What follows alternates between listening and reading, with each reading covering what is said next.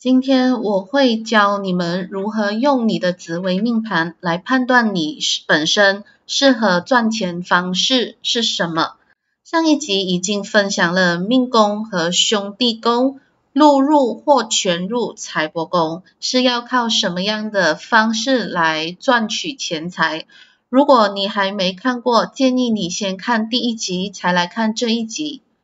今天会分享4个宫位，就是夫妻宫、子女宫、财帛宫和疾厄宫。如果化禄或化权到你的财帛宫，那么你的得财方式将会是什么呢？大家好，欢迎来到轩如心所愿的频道。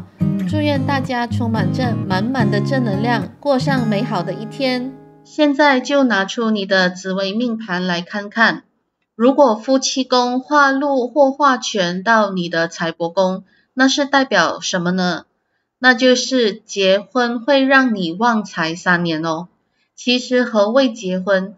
在命理来说，结婚不是注册婚姻哦，而是同住在一起有夫妻之实，那就是结婚。所以如果你和你的男女朋友已经同居在一起，那么其实你已经结婚了。当然不要听到结婚会旺财3年，就不停找人同居或不停换人结婚哦。犯邪淫也是会消耗你的福报的，所以还是要对感情专一。如果你的夫妻宫落入财帛宫，那么结婚后那3年，你要把握好机会，好好去赚钱。这个真实命盘就是典型的范例。命主夫妻宫的天干是甲，甲让廉贞化禄，廉贞在命主的财帛宫，所以命主的夫妻宫落入财帛宫。这个命主向我证实，他在结婚后的那3年里面，他赚的钱的确有所增加。接下来就谈谈，如果你的子女宫落入财帛宫呢，那代表每一次你生孩子，你都会旺财3年。这个命主的子女宫禄科入财帛宫，这命主是谁呢？其实就是大名鼎鼎的强尼戴普。他的女儿是在1999年5月出生，儿子是在2002年4月出生。让他声名大噪的影片《加勒比海盗》是在2002年拍摄，2003年上映。当然，他除了子女宫落入财帛宫之外，还有其他宫位也有落入财帛宫，但是我不会去深入探讨他整个命盘，只是大家都认识他，所以就拿他的命盘来让大家了解子女宫落入财帛宫会怎么样。强尼戴普在拍摄《加勒比海盗》之前已经是大明星，但是在拍了这部影片后，他的事业更上一层楼，让他赚到盆满钵满。所以要让大家了解，以他的命盘，他从23岁开始就走黄金10年，说明他23岁开始就已经赚到钱。只是一旦引动他的子女宫，那么他赚的钱会更多，而且录入的话，那么就是开心轻松的赚钱。所以他在1999年和2002年生孩子，是直接催旺他的财帛宫的关键。好，现在就来到财帛宫。如果你的财帛宫有自化禄，那么它其实就是财帛宫自己录入财帛宫的意思。如果财帛宫自化禄，是适合以钱滚钱的方式来赚钱。其实如果你的财帛宫有化禄、自化禄或流出禄，都是适合做生意的。这个命主的财帛宫天同自化禄，所以命主很适合做和天同有关的生意，例如卖玩具、小孩服饰等等。其实这个命主有很多赚钱的方式，他除了财帛宫自化禄，还有兄弟宫、夫妻宫和子女宫录入财帛宫。很可惜她现在还是个打工族，只是她赚钱还蛮轻松的。当我说轻松的时候，那个轻松是要和你的同事或者同行来做比较，不是和其他行业的人来做比较哦。然后我也要和你们说明一个事情，你的命盘看起来很好，但是你没有引动它，那么它的好是没有办法发挥出来的。就好像放着不驾驶的法拉利，你是不会知道它的性能到底有多好。当它只是摆在那儿，那么它只是看起来好像很厉害的一台车。所以你们一定要记住这个重点，看命是要让你了解自己的命盘，了解自己的强项和弱点，让你能扬长补短。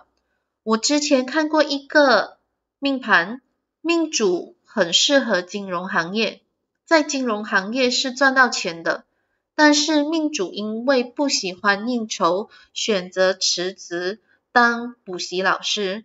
那么当然赚的钱不会比在金融行业的时候来得可观。既然命主选择自由开心，那么他就要接受所赚的钱会减少。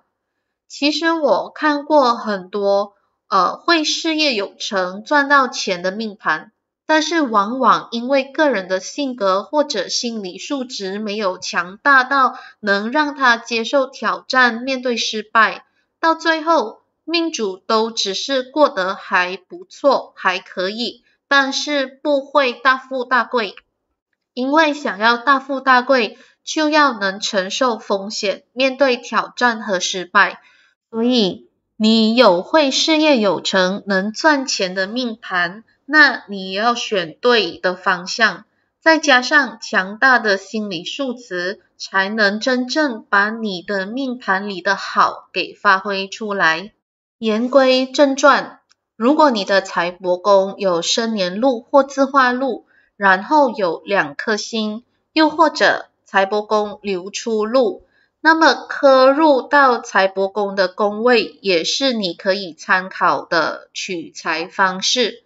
例如这个真实命盘的财帛宫破军流出禄，子女宫、疾厄宫和田宅宫都刻入财帛宫，所以除了财帛宫的流出禄，子女宫、疾厄宫和田宅宫也可以作为参考。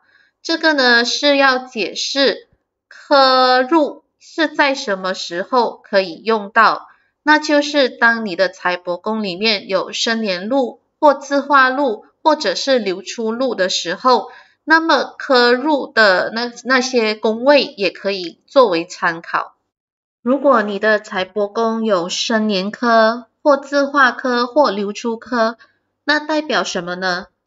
例如这个真实命盘财帛宫太阴化科，如果你也是财帛宫化科，代表你的钱财方面会有贵人相助。听起来好像很好，但是试想想，什么样的人才会常常有人给他钱财上的帮助呢？那就是命主常有资金周转不灵的情况出现。这个命主的确常有金钱周转不灵的情况，但是每一次都有贵人相助，而且他是太阴化科，所以他的贵人都是女性。往好的方面想，至少命主有贵人可以解决他的钱财问题，还不至于山穷水尽都没人帮。当然要如何看你的那个钱财来源是哪里呢？这个也同样找出录入财帛宫的宫位，就可以知道赚取钱财的方式是什么。这个命主赚取钱财来源来自于他的福德宫，至于福德宫录入财帛宫的方式，会在第4集分享，所以敬请期待。最后就来看疾厄宫录入或全入财帛宫又代表什么意思呢？那就是你可以以劳力取财。什么样的行业是以劳力取财呢？例如模特儿、魔术师、门市销售员、工厂员工，甚至 Uber Eats 或 GrabFood 等都是属于以劳力赚取钱财的行业。如果你还能想到什么行业，也可以留言分享哦。这个真实命盘刚刚已经分享了，因为他的财帛宫破军流出禄，所以当他的疾厄宫化科入财帛宫，也可以列入考量。好，今天就分享到这里，下一集会讨论的宫位是迁移宫、交友宫、官禄宫还有田宅宫，敬请期待。谢谢观看，拜拜。